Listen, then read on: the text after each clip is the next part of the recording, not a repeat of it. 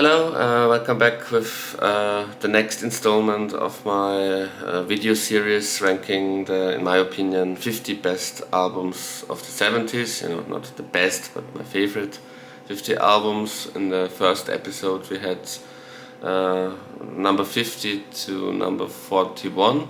So today it's going to be number 40 to 31.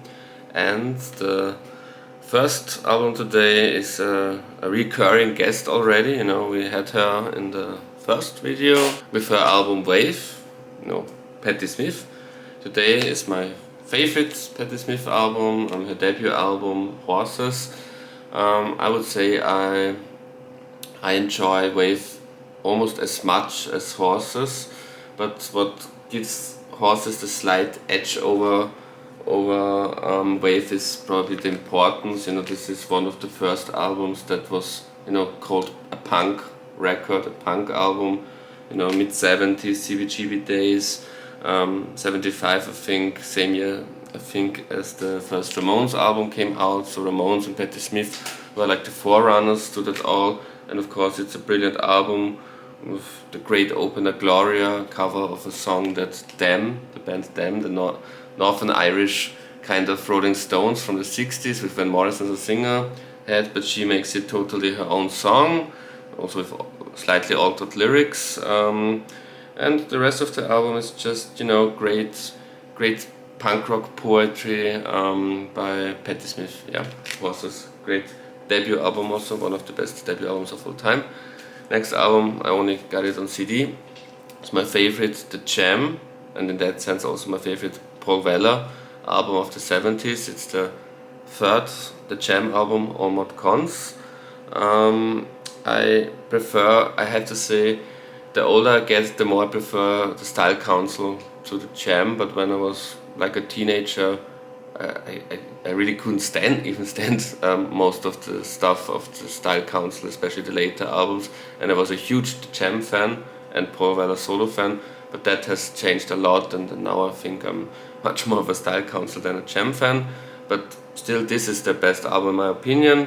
First and foremost I would say the Jam were more like a singles band to me, which is funny because Style Council is a brilliant album band and Paul Weller solo is even the definition of an album artist to me and not of a singles artist. But when he started out, he was like 20 years old, 78 when this came out. He was great at churning out fantastic 3-minute power pop singles. Two of those singles are on this album, a cover of the Kinks' David Watts, so like with Horses, another cover of a 60s beat, British beat single. Yeah, great, but the highlight is the other single on that album, Down in the Tube Station at Midnight, maybe one of the 10 best songs Paul Weller has ever written. Great album, of course. 38, I couldn't find it in my collection. I have a suspicion maybe I never even owned it, maybe only my parents had it or someone I knew, but it's not in my collection, or maybe I can't find it. Parallel Lines by Blondie. Just said great power pop tunes about the Jam. Well, Blondie, that's the definition of power pop. Also CBGB punk like Patti Smith, so all those albums have something in common with each other, although they're very different kind of albums with different perspectives, but you know that power pop / punk thing is one thing that they have in common. And Parallel Lines, of course, great Blondie album with catchy tunes. Next one is number 38. Probably one of the more, if not the most, underrated David Bowie album, Young Americans. You know, I don't think many David Bowie fans would say this isn't a good or a great album or even a classic, but usually it's not in the top 3, 4, 5 David Bowie albums in such lists. It's somewhere like between 6 and 10, I would say, but I haven't seen it often in David Bowie top 5, but it would be in my personal top 5 favorite David Bowie albums. Great. You know, this is also his kind of Philly soul album where he tried to incorporate, you know, lots of brass, and it's a stomping, upbeat party record. You know, this is really also in the midst of his cocaine phase, one could say. This is between the glam rock Ziggy Stardust phase, which was very like artsy-fartsy, one could say, and theatrical, and then the Berlin phase, which was very dry, sparse, experimental, and dark. This is, this is the great relief between those two very serious phases, I would say. He just wanted to have a good time and enjoy himself. John Lennon also helps out on some tracks, and I love it. I love everything about that album. Favorite track, probably the title track, but this is also an album where when you put it on and you have to listen to it in sequence completely, then you really get the great 70s, mid-70s vibe of this awesome album. Number 36 is Blood on the Tracks by Bob Dylan, one of his most beloved albums. I think many would say his best 70s album, also called his breakup album, which isn't entirely true because he really divorced from Sarah, from his wife, and the true breakup songs are on the 2 albums after that. Those are even more, when people call this a breakup album, what are the albums, the 1 or 2 albums after that? They're even more like breakup albums in my opinion. But this is like the seeds of the breakup, with songs like Tangled Up in Blue and especially Idiot Wind, which unfortunately can be read as a dig at Sarah, his at that time already estranged wife. Some of my favorite 70s Bob Dylan songs are on there as well. You're a Big Girl Now, the very kind of underrated If You See Her Say Hello. That's one of my favorites, I have to say.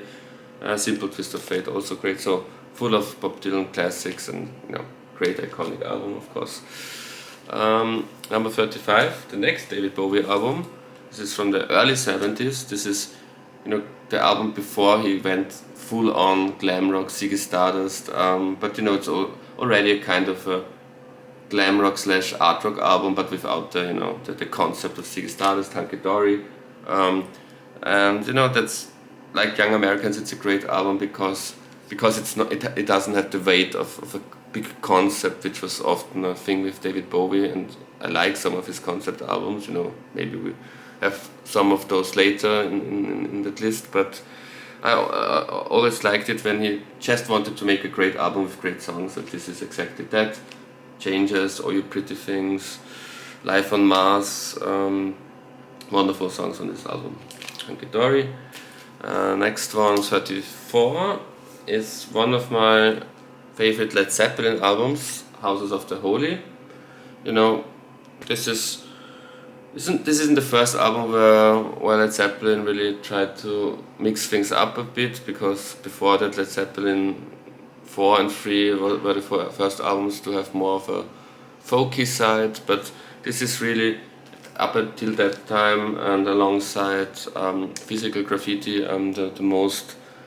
the album with most eclecticism, with most styles and sounds, and it's a very colorful album in that sense, and it's not that big monolithic kind of Led Zeppelin album, which I like Led Zeppelin, but I was never really a big fan of them, and I don't like this monolithic riff rock, monster rock thing. But this is an album that breathes, that's a bit more airy, a bit more spacey, a bit more, it's a colorful album, great album, Houses of the Holy. Next album, number 33 already, Risqué by Chic. That's disco in one album, and one of the 3 or 4 best disco albums of all time. In this episode, often the openers are the best tracks. That's not something that I'm always going for, but it's like with the covers of 60s songs, it's another coincidence of that video that I really like the openers, because when I'm looking at the track list, Good Times, the first track, of course, is not of course, but to me personally, that's the big highlight of that album. But the album really keeps the energy up. After Good Times, it's not like it's suddenly just fillers. It's great disco songs. Risqué by Chic. 32 is John Lennon's second solo album, if you don't count the experimental albums from the late 60s. Imagine, and in my opinion, his all-time best solo album, and one of the 2 or 3 peaks as a songwriter he had in his short life. Other peaks would be the Rubber Soul era and the White Album era, but imagine that was also when he was kind of on fire. Last album, of the British John Lennon. After that album, he would leave Britain and never go back there. And so this is also a kind of interesting inflection point in his career, and it's famous because it's the album in the middle of the food with Paul McCartney. The Vicious How Do You Sleep is on there, but also other songs that are often overlooked in terms of the anti-McCartney stances. I think Crippled Inside is, like How Do You Sleep is his answer to many people. I often think that Crippled Inside is his answer to Three Legs. Just compare the songs and the lyrics. But besides those Vicious songs, some of the most melodic, beautiful